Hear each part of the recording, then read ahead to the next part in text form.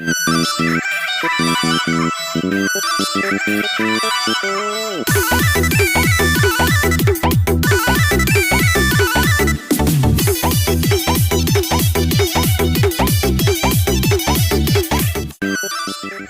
Finally दोस्तों, काफ़ी विवादों के बाद खेसारी लाल यादव के गाने का टीजर कल लॉन्च हो गया। आगे हम और बात करेंगे, लेकिन उससे पहले अगर आप चैनल पर नए हैं तो चैनल को सब्सक्राइब, वीडियो को लाइक, कमेंट और शेयर ज़रूर करें।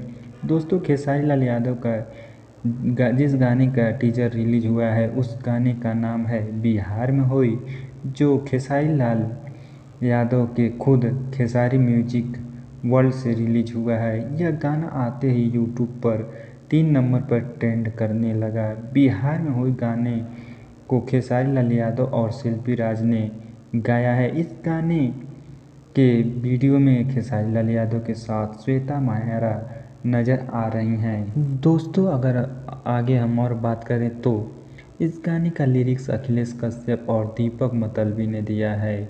म्यूजिक गोलू गुलजार का है और आदर्श सिंह ने कंपोज किया है।